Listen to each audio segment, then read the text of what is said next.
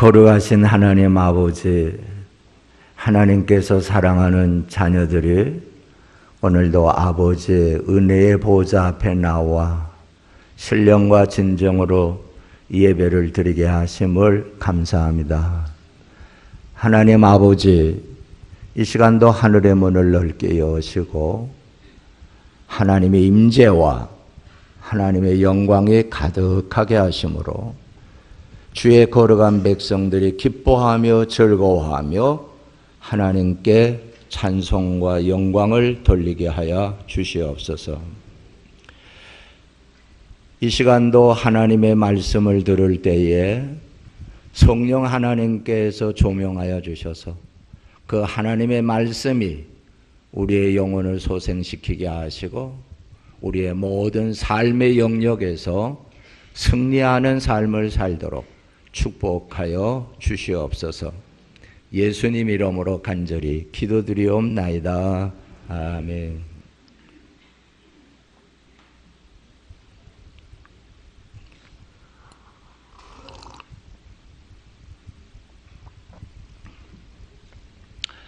요한일서 4장 16절을 보면 하나님이 우리를 사랑하신 사랑을 우리가 알고 믿었노니 하나님은 사랑이시라고 말씀하고 있습니다. 우리 성도들이 하나님에 대한 믿음을 가지게 된 것은 하나님께서 우리를 사랑하신 그 사랑을 알았기 때문이라는 것입니다.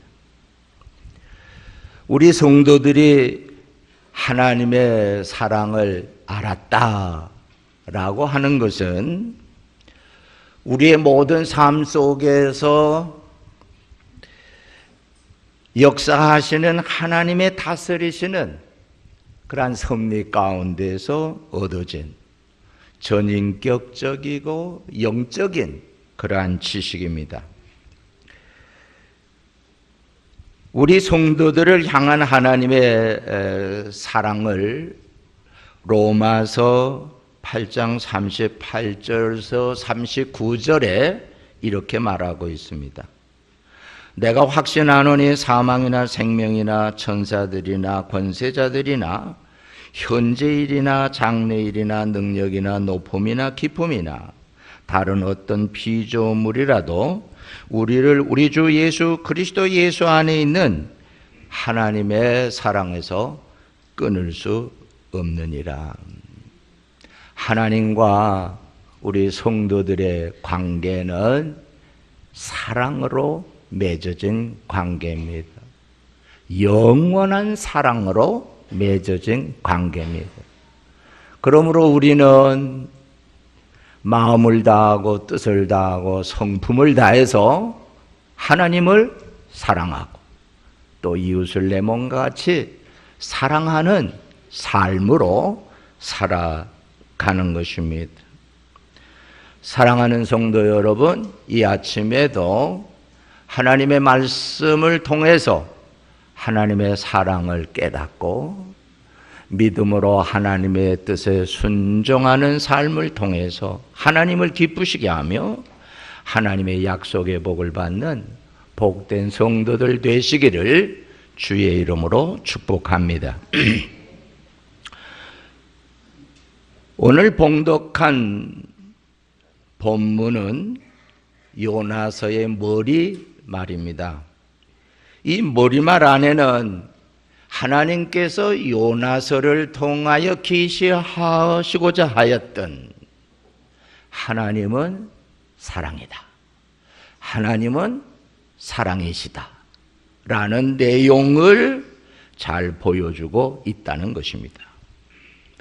본문 1절에서 2절을 보면 하나님의 선지자 요나를 불러 니느웨 백성에게로 보내시며 너는 가서 그 백성의 죄악을 지적하고 그 죄악으로 인한 심판이 임할 것을 외치라 명령한 일입니다.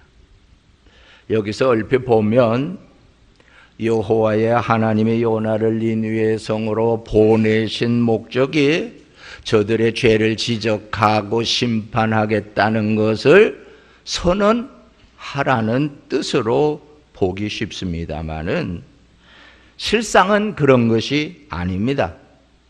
도리어 하나님께서는 니느웨 백성들을 그 죄로 인할 멸망할 자리에서 구원하시고자 하시는 목적이 더욱 강하였다라는 것입니다. 어떻게 알 수 있는가? 요나서 3장 1절로 2절을 보면 여호와께서 두 번째로 요나에게 말씀하시되 너는 일어나 저 큰 성읍 니느웨로 가서 내가 네게 명한 바를 그들에게 선포하라 하였고, 또 3장 10절에 가서는 하나님이 그들이 행한 일, 곧 그 악한 길에서 돌이켜 떠난 것을 보시고 하나님이 뜻을 돌이키사 그들에게 내리라고 말씀하신 재앙을 내리지 아니하였느니라 하고 말씀하고 있습니다. 결국 하나님께서 니느웨에 요나를 보낸 목적은 니느웨 백성을 심판하려는 것이 아니라 그 니느웨 백성으로 하여금 회개하고 구원케 하려는 하나님의 선한 뜻이 있었다는 것입니다. 사랑하는 성도 여러분, 여호와 하나님께서 니느웨 백성을 구원애로 부르셨다. 그러기 위해서 요나에게 사명자로 불러 니느웨 성에 파송하게 되었다는 것입니다. 우리 하나님께서 죄인들을 구원하기 위하여 부름에는 두 가지가 있습니다. 하나는 구원애로의 부름이 있습니다. 예를 들면 마태복음 11장 28절에 수고하고 무거운 짐진 자들아 다 내게로 오라 내가 너희를 쉬게 하리라는 말씀과 같은 것입니다. 또 하나로는 선교적 사명으로서의 부름이 있습니다. 죄인들을 구원하기 위하여 복음을 전하는 자의 사명을 맡기기 위해서 부르심이 있다는 것. 그것은 마태복음 4장 19절에 보면 나를 따라오너라 내가 너희로 사람을 낚는 어부가 되게 하리라는 것이죠. 다시 말씀드립니다마는 여호와 하나님의 선지자 요나를 니느웨로 파송하셨던 것은 니느웨 백성을 구원하시고자 하는 강한 의지를 나타내신 것이라는 것입니다. 본문 3절에 보면 선지자 요나는 하나님의 뜻에 반하는 행동으로 하나님의 명을 거부하고 선교적 사명을 저버리고 다시스로 도망을 합니다. 그때 큰 재앙을 만나게 되고 바다에 던진 바 되는 일을 당하게 됩니다. 이 큰 재앙에는 하나님께 불순종한 그 형벌의 의미가 전혀 없는 것은 아니겠습니다마는, 그러나 그보다는 하나님께서 이스라엘 백성을 넘어 죄로 멸망할 니느웨 백성까지라도 이방 민족까지라도 구원하시고자 하시는 하나님의 그 강한 의지가 그렇게 섭리하고 있다는 것입니다.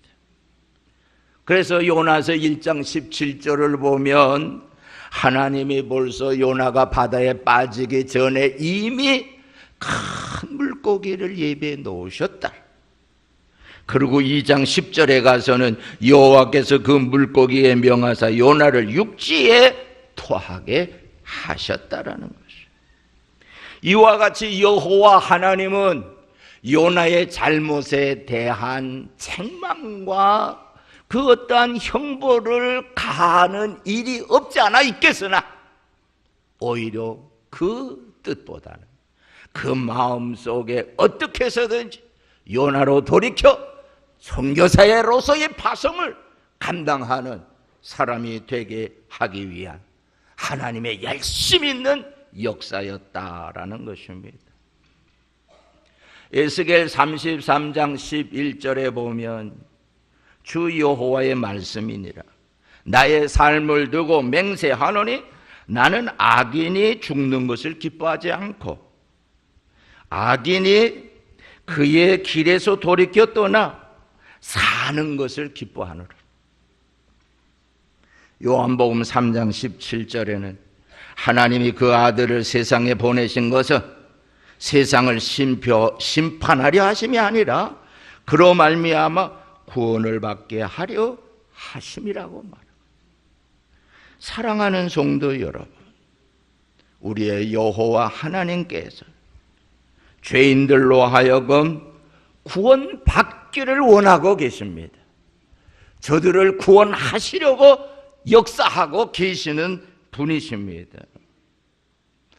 그 가운데 하나님이 하신 일 중에는 성경을 우리에게 주신 일입니다. 디모데후서 3장 15절에 17절에 보면 성경은 하나님의 감동으로 기록된 것으로 믿음으로 구원에 이르는 지혜가 있게 하고 하나님의 사람으로 온전케 되게 하고 하나님의 사람으로 선한 일을 행할 능력을 갖추게 하려 함이라고 말하고 있습니다. 사랑하는 성도 여러분, 여러분들이 하나님의 사람으로서의 승리하는 삶을 살기 위해서 하나님이 계시해 주신 하나님의 말씀 성경을 사모하여야 합니다. 주야로 묵상하는 복된 삶이 되셔야 합니다. 고린도전서 1장 본문 2절을 보면은요, 본문 2절을 보면 하나님이 선지자 요나를 니네로 파송하려고 할 때에 그 니느웨 성 형편은 어떠하였는가? 그 악독이 하나님 앞에 상달한 상태였다라 말합니다. 그렇다면 공의로우신 하나님 앞에 그 악이 상달되었다면 노아 때처럼 물로 심판을 당하거나 소돔 고모라 성처럼 불로 심판을 당하여 마땅할 것입니다.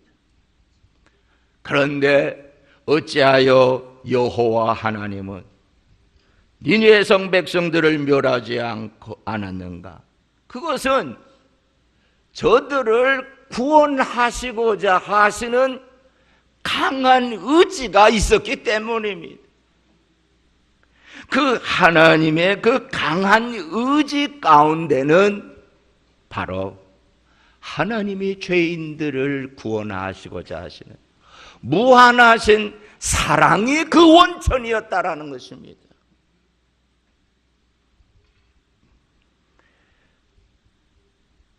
하나님의 무한한 사랑,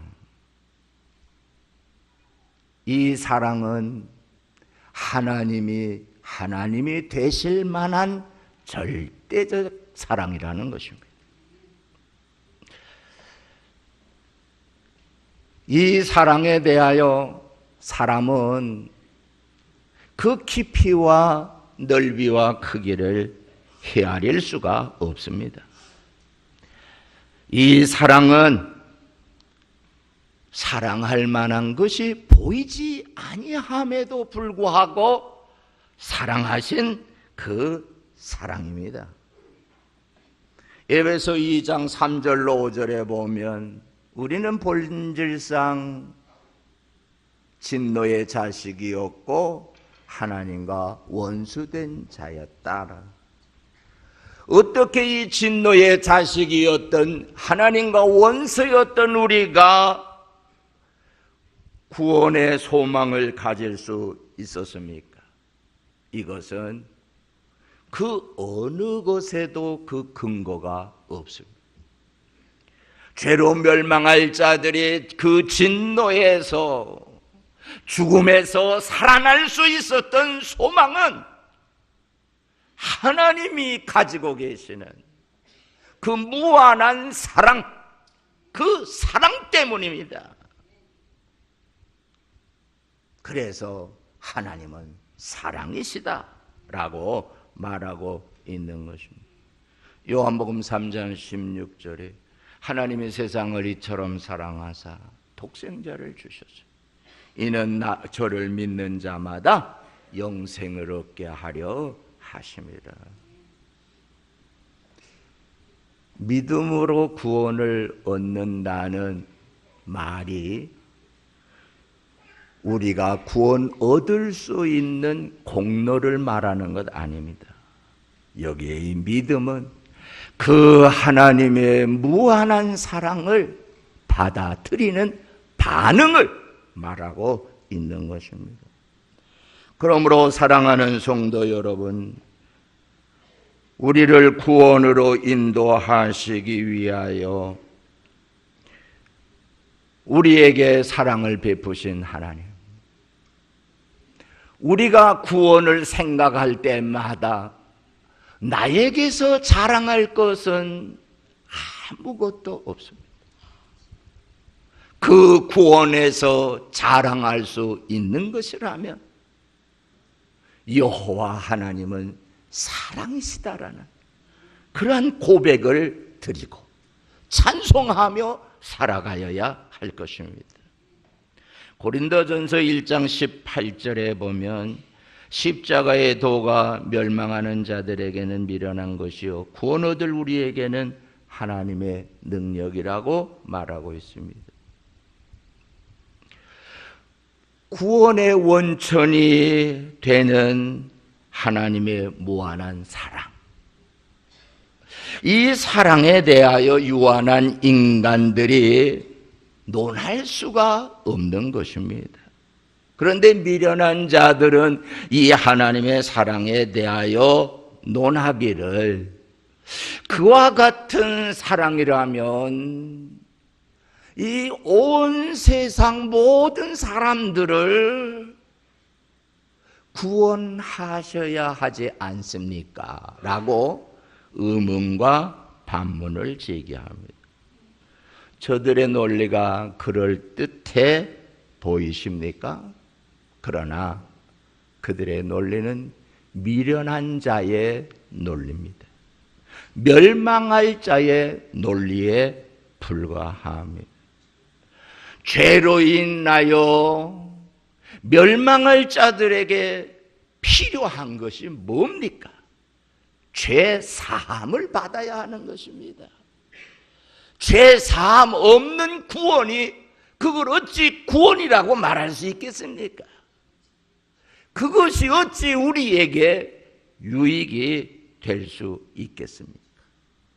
그러므로 구원은 반드시 죄 사함을 받아야 하는데, 이 죄 사함을 위하여서 하나님의 그 무한하신 사랑이 역사하셨다는 것입니다. 그 사랑이 어떻게 나타났다고 말하고 있습니까? 요한일서 4장 10절에 사랑은 여기 있으니 우리가 하나님을 사랑한 것이 아니요 하나님이 우리를 사랑하사 우리 죄를 속하기 위하여 화목제물로 그 아들을 보내셨음이니라. 사랑하는 성도 여러분, 하나님의 무한한 사랑은 우리의 죄를 사하시기 위해서 참 하나님 되시는, 참 사람 되시는 독생자 예수 그리스도를 세상에 보내요. 십자가상에서 만민의 죄를 대신하여 속죄의 제물을 삼은 것. 예수님의 이 죽음은 하나님의 공의를 만족해 했고, 죄인들이 누구든지 회개하고 예수를 믿으면 구원하시겠다는 하나님의 약속이 성취되는 것입니다.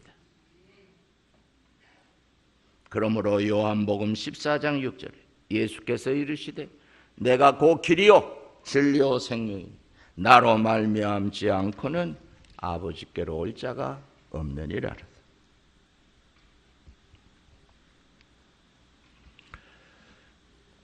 오늘 우리는 하나님의 말씀에 의존하여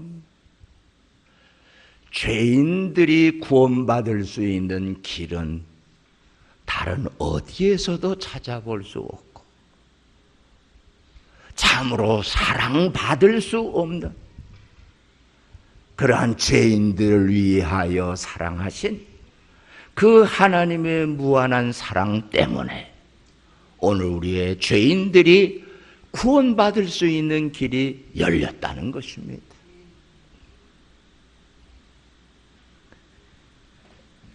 그러므로 찬송가 503장 가사를 보면